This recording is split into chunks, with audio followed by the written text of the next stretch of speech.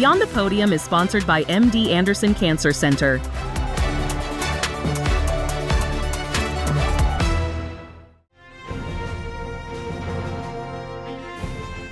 We make the turn at the 2026 Winter Olympics, the last full week of competition.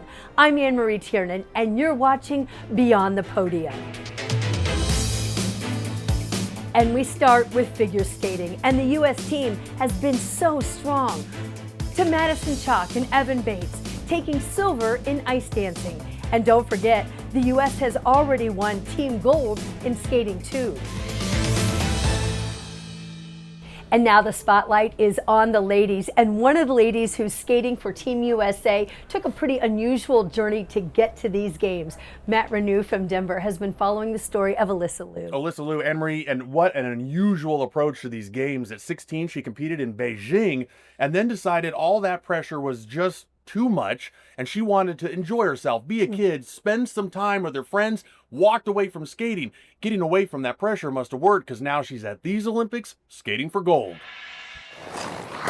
Skating is a sport that demands a lot to reach an elite level. Most of it was a blur, I will say, just because I was so young. Taking up almost every minute of an athlete's day.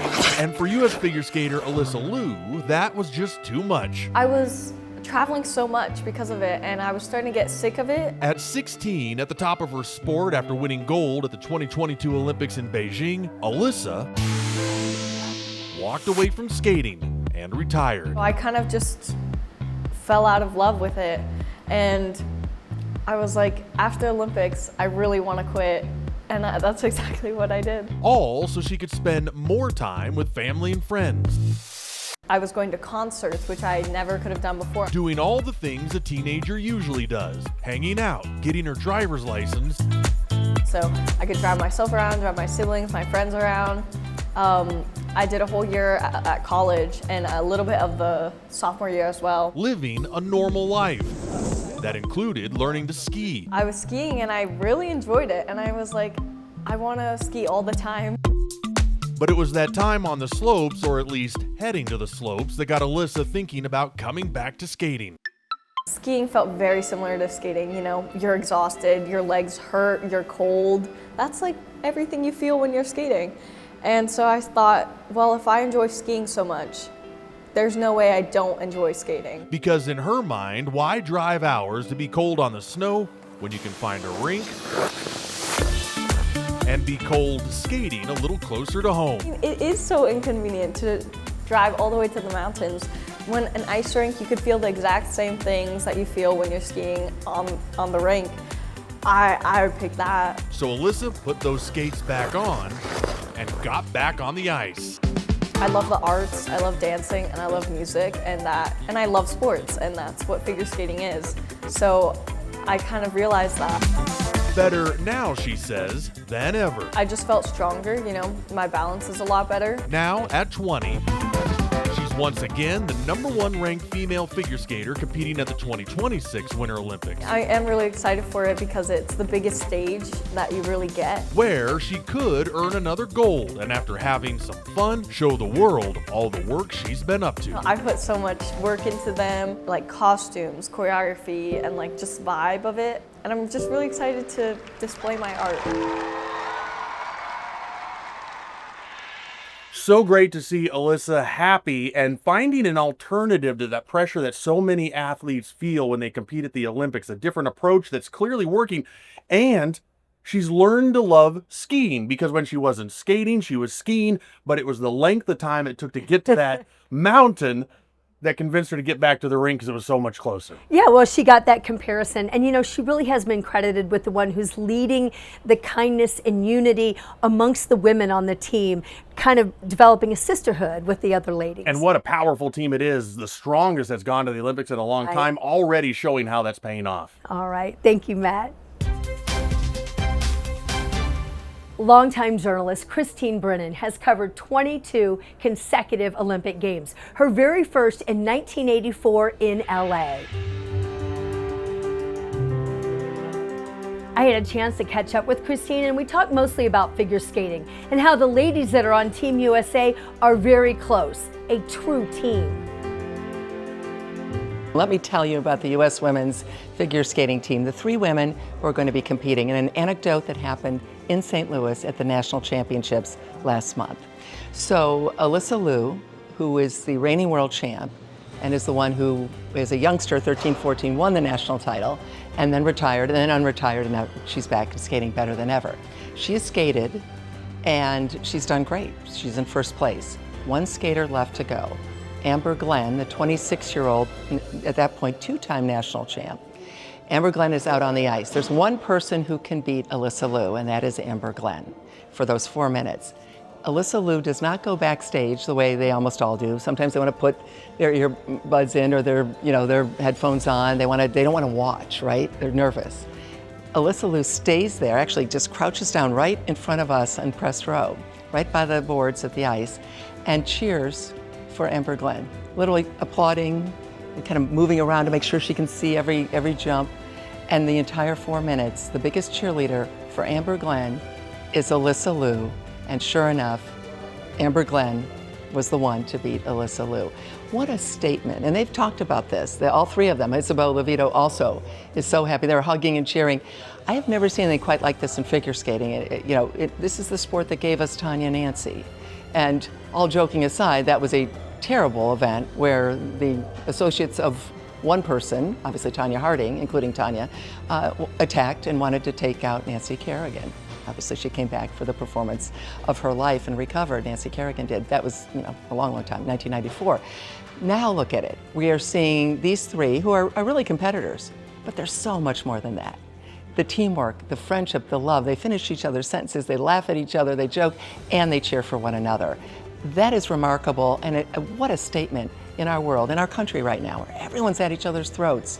Look at these young women, Amber Glenn, Alyssa Liu, Isabel Levito, 26, 20, and 18 years old, leading the way, showing us how we can all get along, and even in a competitive way, but have a much better understanding of one another.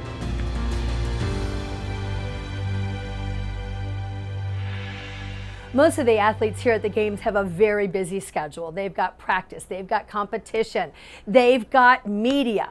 But there is one athlete, snowboarder Red Gerard, who isn't wasting a minute here in Italy. This is his 3rd Olympics. That's Jen Gerard and her daughter Tegan Gerard, founder of Half Baked Harvest and foodie influencer, who has a whopping 5.4 million Instagram followers, honoring her brother Red Gerard, Olympic champion who's got a gold medal from the 2018 Games. In Italy, Red is between big air and slopestyle events, and he's making time for fun. He went to a Milan restaurant with around 100 family and friends, eating great food, listening to a DJ, spending quality time together, taking a break from the pressure of the Games, and doing something they don't get to do. Typically, definitely not the last Olympics. It's amazing, to come off Olympics like 4 years ago where there was no family, and then just to do the complete opposite, coming here to Milan. It's refreshing, and just kind of gets your head off actually what's really going on in the Olympics and all this stuff. So it's good just to be here with family and talk about something other than snowboarding every once in a while. Something that is a long tradition behind the scenes for people that are attending the Olympics is pen trading. It seems every company, a lot of times personalities and brands, create their own pen, they bring it to the Games, and then trade it. And boy, oh boy, is this popular. It's so popular. It's become a spectator sport, Anne-Marie. I mean, a number of pins you see of people carrying these around. Look at this. Some of these are real collector's items. This is what someone handed me in a trade from Great Britain. If you were a volunteer, you get one of these pins. Ooh. It's become a real tradition. I looked into this. It dates all the way back to the early Games. And here at the Milan Cortina Olympics, I've seen people with thousands of these pins. I started keeping them around my neck, but they were way too heavy, so I started keeping them in a bag instead. Yeah, well, people open their coat, and it's like, oh my goodness. It's incredible. The tradition is here at the Olympics, I'm learning, once you have a pin, you trade a pin for a pin. So it's this sort of gesture of goodwill, this amnesty between countries. And after a while, you amass quite a few. This has been pretty fun. What's your favorite? So my favorite so far has been this one from Italy, and then this one here from USA Hockey. This is an actual Italian hockey team pin that only the players and coaches receive. And these seem to be the most special because these are the ones you don't get all the time. Right. So Yeah, you're not going to trade that one. not trading that one. Yeah. All right. And we've seen people with Olympics pins for generations. Right. It's been so fun. Jake Wittenberg from our station in Seattle. Thanks so much. A member of the U.S. curling team is hitting all the right notes on and off the ice. Meet Ben Richardson next. You're watching Beyond the Podium.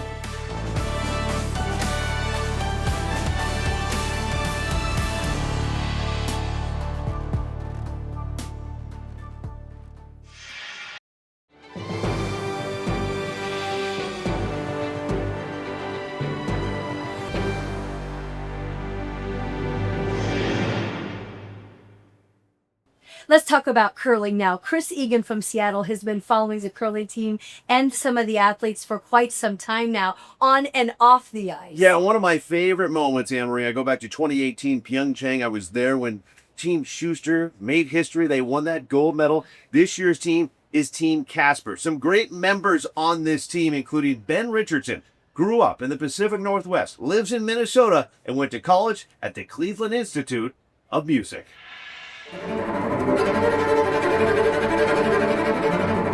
I've been doing cello my whole life, so both of my parents are musicians. They started me playing the cello when I was 3 years old.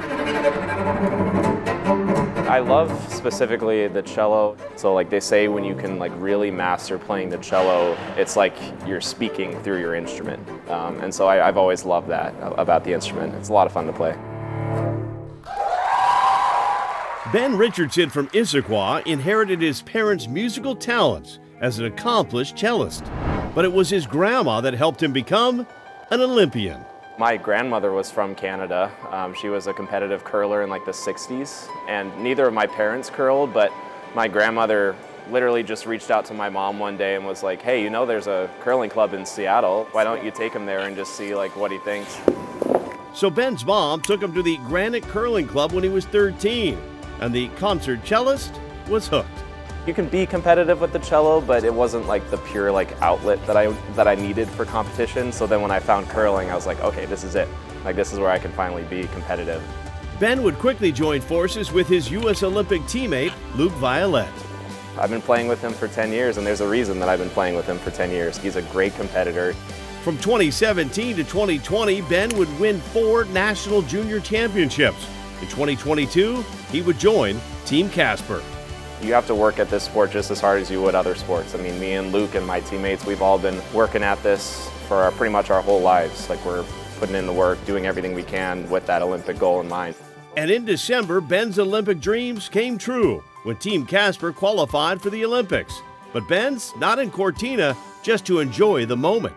We're there to win. We're there to be on the podium. I strongly think if we can compete like we did at the Olympic qualifying event and the trials and other events we played in this year, I think we got a good chance to medal.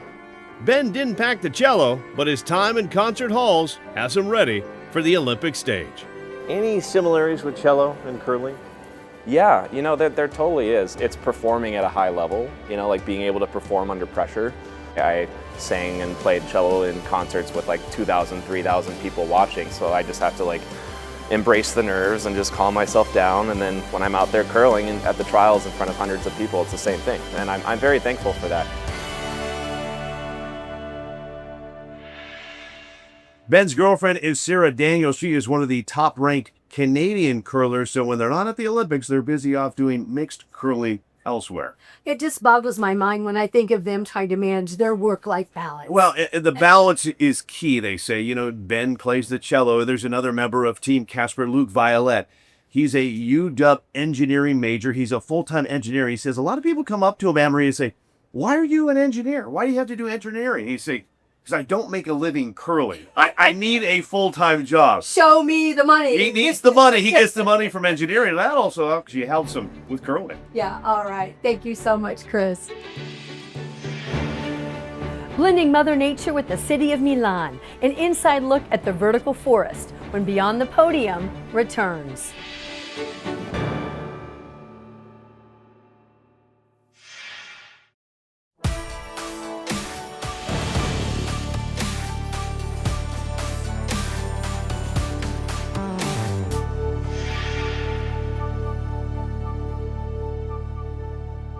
are two buildings here in Milan that are getting a lot of attention that have nothing to do with the games. It's called the vertical forest. These buildings that are covered with plants and trees. So you want to see what it looks like? David Greenberg did just that. This is a site that blends nature with the city.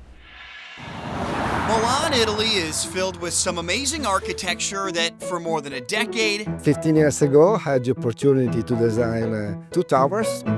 Has included 2 apartment buildings covered from top to bottom in plants. Fantastic. This is Rosmarino and this is Salvia. So they're called the vertical forest and were designed by Italian architect Stefano Borelli. I'm Stefano Borelli, who wants to reimagine how cities are built by incorporating more trees and nature into the construction. A substantial component of architecture.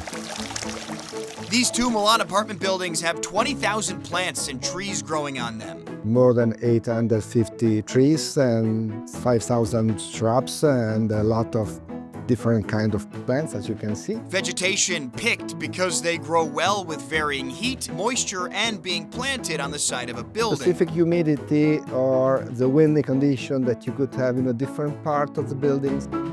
On the south face has trees that keep their leaves cooling apartments in the summer while reducing 30 tons of CO2 each year and producing 19 tons of oxygen. They shade the facade and that's reduce the consumption of energy. The plants also help reduce noise from the city streets below. And there are more and more buildings like these popping up in cities all over the world. Brussels, in Holland, in Egypt, in China, many in China. First started here in Milan, where the vertical forest is always changing. That's a building that changes every season, sometimes change every day, every hour of the day. And creates a unique living space for humans along with 20 species of birds. 130 families of humans. More than 20 species of birds that are nesting here. And Stefano says it has a community of living trees right at home above the city of Milan. Living nature and architecture, living nature and buildings. More buildings like this are being designed and built all around the world, and in China, they're building an entire city with buildings that have trees and plants all around. After the break, it just might be the best thing you'll see today. It certainly was for one of our Tegna journalists. We'll talk about it after the break.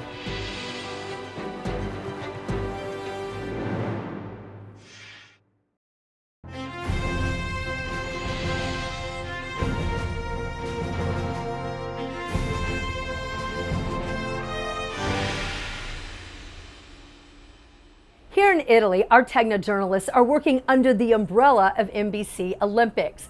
Our show Preheim from Atlanta had a chance to talk with Tom Yamas, the face of NBC Nightly News.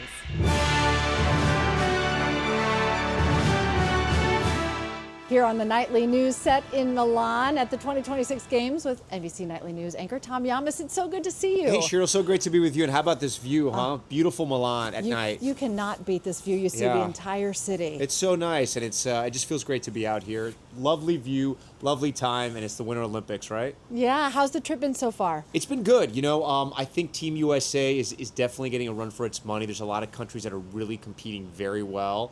And it's been fun, and there's been a lot of surprises, and that's what makes a good Olympics, I think.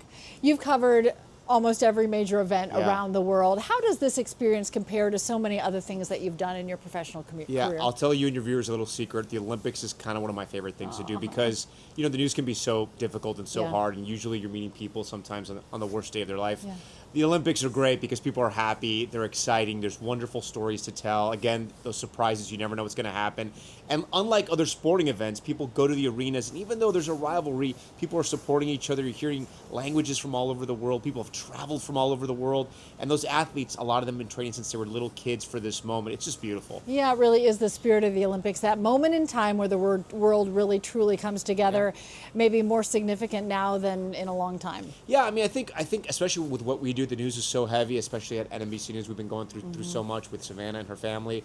It's not a break from that, but it's just something else that you can also focus on and report and cover. And I think for viewers, it's good too. Yeah, needless to say, we've all been thinking about the entire NBC family. No, it's a really difficult time because that's, a personal story that means a lot to the people close to her, and it's just not the same without her. Yeah, it's not the same. Usually she'd be right here, right by her side, and she's not here, so we do miss her. But we know she has to be with her family, and it's such a strange time. Usually the Olympics, even when we're here, would be the lead story, but it's not. It's the search for Savannah's mother, and so we're still committed to it, and we hope and we pray that they find her. Yeah, I know so many people feeling the exact same way. Yeah.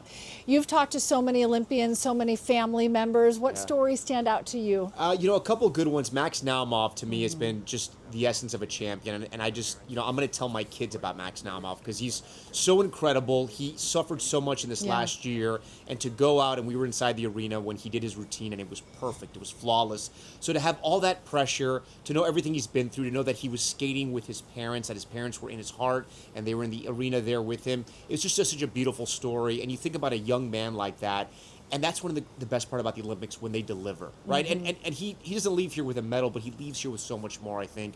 And it was so special. Then I had a chance to speak with Maddie Chalk and Evan Bates, their mothers. They're so great. They were so sweet. They were telling us about sort of the risque romance that happened and how they weren't sure, but then they saw something and they both realized there was the chemistry was much more than just great competition.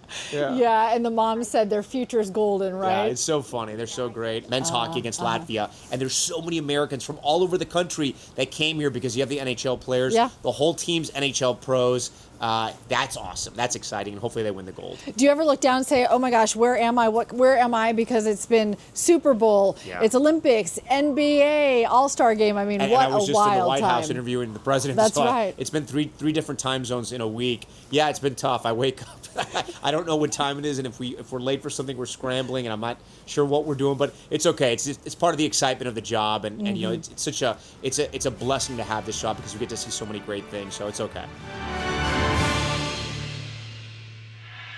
It's always fun to get together and say, what was the best thing you saw today, Matt? The Cauldron. By far, the Cauldron. Cheryl Preheim, who's an anchor over at Atlanta, and I were walking through Milan yesterday, and we went through this Olympic experience, and then we saw the Cauldron off in the distance in the Peace Plaza at the Peace Arch, and we've seen them building that thing up, but man, is that something to see. There were thousands of people lined up, sitting down like they were watching a concert just to stare at this cauldron. There's two of them. There's one in Cortina, and it's surrounded by Dolomite Mountains, but the one in Milan is surrounded by beautiful people that are just wanting to stare at this cauldron. And then at the top of the hour, it makes like a show. So it lights up, music plays, and then the cameras and phones come out, and everyone starts taking pictures of this thing. It is spectacular to see. I think I read 1,400 components actually make this thing up, and it expands and contracts like the sun. The Olympic flames right in the middle, and it's burning, and it is something to see. I mean, I've seen a lot of cauldrons in my day, but this one really steals the show. It's hanging in that arch. It's just magnificent, Anne-Marie. You got to get down and see it because it's spectacular, and especially at night when the sun sets. Oh, I do want to go see it. That's like a must photo op if you're here in Milan. And I was reading about the design of that, about being circular, unity and continuity, just key components of the Olympic Week. And you see all of that there. Obviously, everyone from Milan is there, but everyone from around the world is there just to see this thing. So it is about unity. It's beautiful. Thank you for spending time with us. We hope you enjoyed the stories here on Beyond the Podium, and we have much more for you in the days to come. I'm Anne-Marie Taylor. Beyond the Podium is sponsored by MD Anderson Cancer Center.